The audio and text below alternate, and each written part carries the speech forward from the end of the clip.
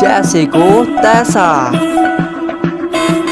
एक बार एक व्यापारी के बेटे ने अपना एक राशन का व्यापार शुरू किया, जिसमें वह दाल चावल आटा का दुकान उसमें शुरू किया, जिसे वह बेचते हुए बोलता है, ओए मेरे भाई, मेरे भरा, ओ मेरे यार, मैंने एक ऐसी दुकान खोली है जिसमें तुम कोई भी राशन का सामान ले सकते हो यार।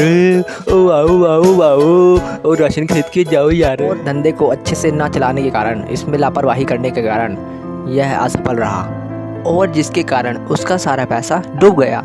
उसने सफलता पाने के लिए देश के दूसरे हिस्से में यात्रा करने के बारे में सोचा। उसे अपने पूर्वजों से बहुत कीमती लोहे का तराजू विरासत में मिला था, और जाते समय उसने अपनी यात्रा के लिए पैसे के बदले लोहे का तराजू पास के एक व्यापारी के पास गिरवी रख दिया, और रखते हुए बोला, ओए मोटू मेरे भाई, मेरे भरा, मैं इस तराजू को बाद में आके वापस ले जाऊंगा यार। और फिर दूसरे व्यापारी ने कहा, ठीक है बड़े भैया, ठीक है। और वह उसके बाद ही यात्रा करने के लिए निकल पड़ा, और वह यात्रा में काफ़ी हद तक सफल रहा। और यात्रा करने के बाद उसने घर लौटने का विचार किया, और घर लौट पड़ा वो। और घर लौटते ही वह सबसे पहले अपना कीमती तराजू लेने के लिए दूसरे व्यापारी के घर पे गया और बोला, ओ मोटू मेरे भाई यार, मेरा तराजू वापस दे दे यार, अब तो मैं आ गया हूँ। दूसरे व्यापारी ने बोला, बड़े भैया दरअसल बात ऐसी है कि हमारे यहाँ थोड़ा चूहा का बहुत ज़्यादा ही समस्या है, और चूहों ने उस तराजू को खा लिया है, क्या बताएं अब। ओए मोटू मार सुटिया पापड़ वाइनो ओए किਵੇਂ खा लिया ओए। बड़े भैया चूहे तो चूहे हैं, वो तो कुछ भी खा सकते हैं ना। हाँ कोई बात नहीं मोटू यार, वैसे भी कोई चीज़ ज़्यादा देर तक नहीं टिक सकती यार। ओए मुझे अब सब समझ में आ चुका है यार, अब देखो मैं कैसे जुगाड़ लगाता हूँ। देखो यार, ओए मोटू मेरे भाइयों, मुझे नहाने जाना है नदी के पास यार। वो तू अपने बेटे को बोल देगी वो मेरा सामान थोड़ा वहाँ तक रखवा दे यार, और जब मैं नहाऊँ तो मेरे सामान की देखभाल करे यार। कोई बात नहीं बड़े भैया, मैं अभी बुलाता हूँ। बेटा छगन,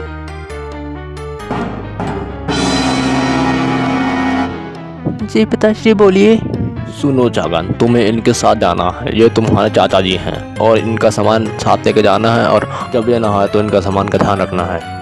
ठीक है पिताश्री, मैं अच्छे से ध्यान रखूंगा। और वहाँ से वह दोनों निकल पड़े, और नदी पर स्नान करने के बाद व्यापारी ने दूसरे व्यापारी के बेटे को एक गुफा के अंदर बंद कर दिया, और बाहर से एक बड़ी सी चट्टान लगा दी, और वह अकेले ही व्यापारी के घर पर निकल पड़ा। वहाँ पर जाकर तुरंत ही दूसरे व्यापारी ने पूछा कि मेरा बेटा कहाँ है। तब तो उसने जवाब दिया कि की बतावा यार, यार उन्होंने तो हंस उड़ा के ले गया यार। तब फिर दूसरा व्यापारी बोलने लगा, ओए बड़े भैया, ये कैसे हो गया? हंस कैसे उड़ा के ले जा सकता है? तुम जरूर ही झूठ बोल रहे हो, तुमने कहीं उसे गायब कर दिया है। मैं तुम्हारी शिकायत गांव के बड़े बुजुर्गों से करूंगा, चलो मेरे साथ अभी। उसके बाद वह व्यापारी दूसरे व्यापारी को खींच के वहाँ से ले जाता है, और जाकर वहाँ पर बड़े बुजुर्गों से गांव के उनको सारी बातें बताता है। और फिर वह बुजुर्ग सोचता है और दूसरे व्यापारी को कहता है, तुम झूठ बोल रहे हो, एक बच्चे को भला एक हंस कैसे ले जा सकता है? लेकिन दूसरा व्यापारी टस से मस ना हुआ। उसने कहा, ओए अंकल जी यार, किनारे से हंस आया और उड़ा के ले गया यार। और फिर बुजुर्ग गुस्सा आ जाता है और बोलता है, ये कैसे हो सकता है भला?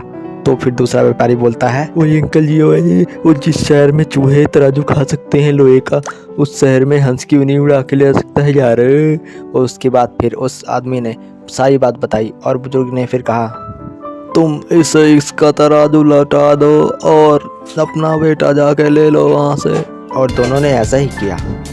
सो आखिरकार उसका तराजू मिल ही गया। सो हमें कभी न कभी कुछ लोगों के साथ जैसे को तैसा वाली नीति अपनानी पड़ती है, तभी वे समझते हैं